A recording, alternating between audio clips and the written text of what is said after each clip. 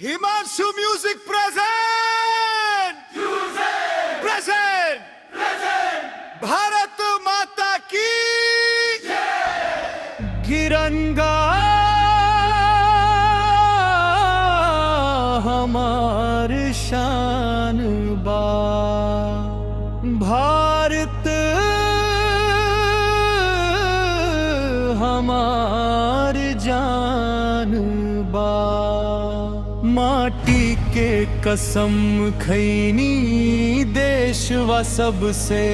महान बा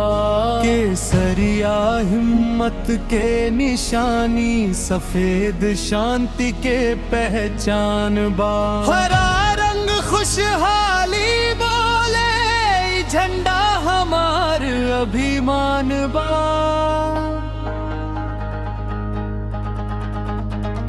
गंगा के धार में भारत बा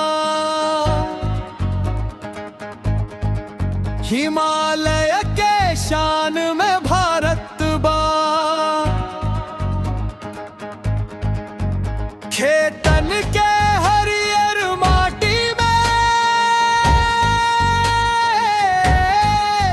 किसान के मुस्कान में भारत बा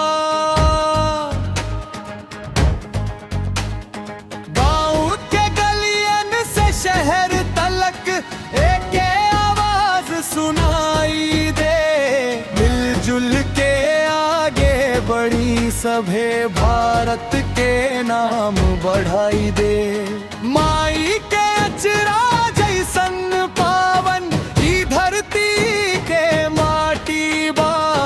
जिंदगी में सबसे ऊपर हमरा भारत माई के छाती बा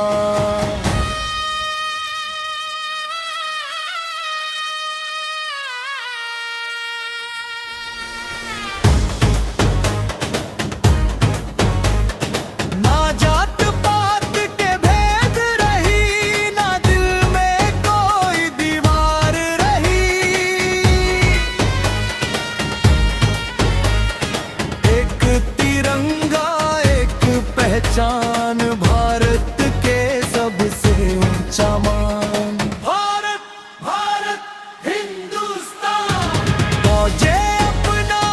देश के नाम जय हिंद वीर की गाड़ी पे सदा सीमा पर जे वीर खड़ा बा माटी के रखवाला बा दिन हो चाहे रात अंधेरा देश खातिर उजियाला बा घर से दूर रह के भी भारत के मुस्कान बचावेला ओ वीरन के हिम्मत सही तिरंगा आसमान लहरावेला हम नमन करी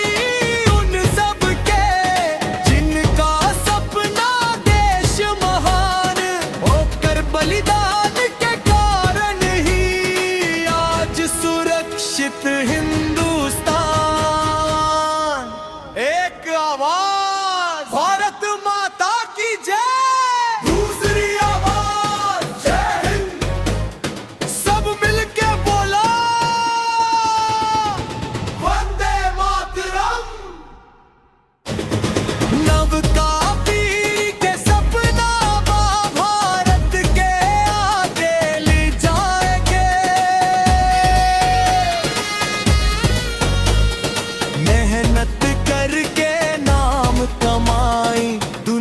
में देश चमकाए के किसान होके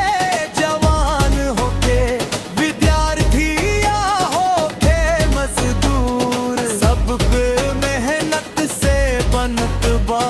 भारत के भविष्य मजबूत ज्ञान के दीप जराई हम अंधियारा दूर भगाई हम एक दूसरा पकड़ के नव का भारत बनाई हम ओ तिरंगा हमार शान के हमार शान सांस रहे जब तक सीना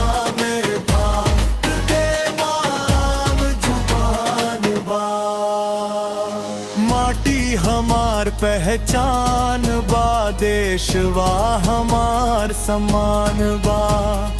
जन्म जन्म ई गर्व रही, भारत हमार महान बा। भारत भारत हिंदुस्तान, जय हिंद जय हिंद, भारत माता की जय।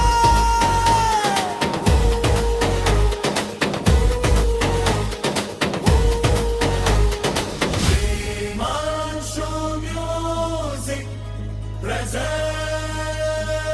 Himanshu music present. तिरंगा सदा ऊंचा रहे, भारत सदा महान रहे। जय हिंद, वंदे मातरम।